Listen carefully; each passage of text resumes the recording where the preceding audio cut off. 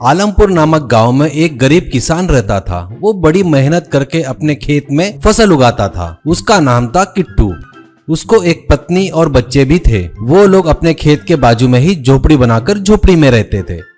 किट्टू के पिताजी ने बहुत सारा कर्जा करके रखा था। उसे चुकाने के लिए किट्टू बहुत मेहनत करता था और परेशान भी रहता था। फसल में जो भी उगाया उसको बाजार में बेचकर घर आता था। वो देख कर्जा देने वाले तुरंत आ जाते थे। उनको पैसे देने के बाद हाथों में नहीं के बराबर पैसा रहता था। वो देख पत्नी, क्या है जी, इतनी मेहनत करके कमाया पैसा ब्याज में ही चला गया। अब इतने पैसे में अपना घर कैसे चलेगा? ये कर्जा कब खत्म होगा जी? किट्टू, हारे मेरे पिताजी की किए सो गलती की सजा अपन लोग भुगत रहे हैं। उन्हें जो शौक पाल रखे थे उसमें अपनी जमीन जायदाद चली गई और कर्जा अपने ऊपर डालकर चले गए आराम से, कहकर दुखी होते हैं।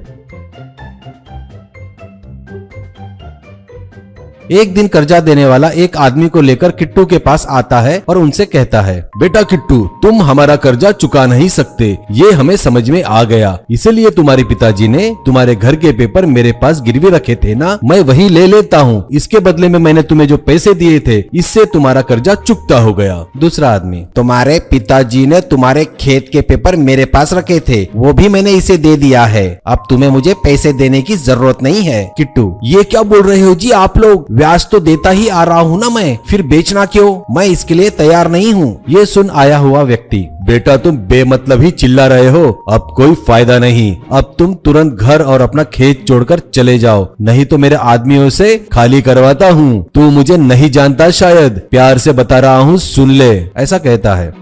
ये सुनकर वो अपना सामान लेकर घर और खेत छोड़कर दूसरे गांव की तरफ निकलता है। बीच में जंगल पड़ता है, वहाँ उन्हें अंधेरा हो जाता है। वहाँ कुछ फल तोड़कर खाकर भूख मिटाते हैं और वहीं पर सो जाते हैं। वहाँ ठंड बहुत ज्यादा होने की वजह से सभी कांपने लगते हैं। सुबह होती है और वो लोग देखते हैं वहाँ पर एक बहुत बड़ा पेड़ होता है और उस पेड़ में बहुत बड़ा होल भी होता है। वो लोग अंदर जाकर देखते हैं तो उन्हें वो बड़ा पसंद आता है। किट्टू अपनी पत्नी से कहता है, अपन पड़ोस के गांव में जाकर काम करने से अच्छा है यहीं रहकर जंगल में मिलने वाले जंगली कंद और शहद जमा करके बेचते हैं तो पैसा अच्छा आएगा। पत्नी, सही बोल रहे हो जी, वहाँ जाकर काम करने से तो अच्छा है यही थोड़ी मेहनत करेंगे तो अच्छा रहेगा। और वो सभी लोग जंगल में कंद और शहद जमा करके हाईवे के बाजू में बेचने लगे।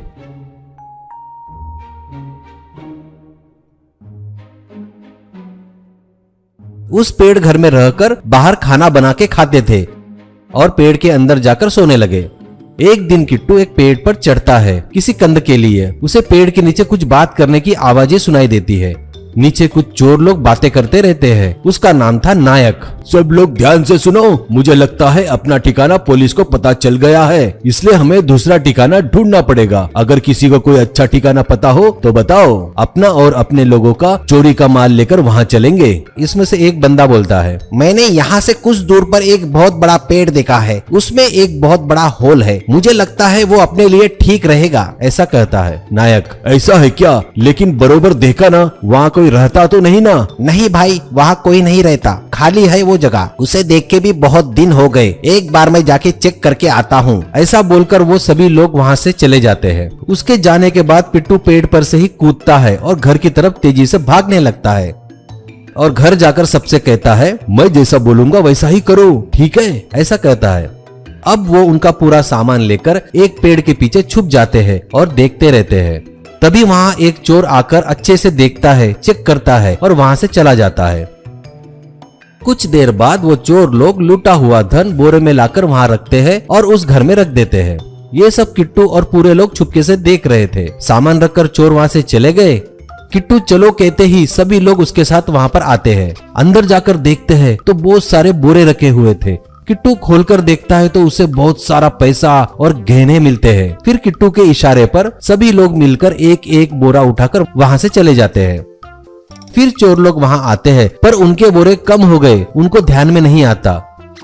अब किट्टू उन पैसों से बड़ा बंगला, कार सब खरीदता है और ठाठ से जीता है।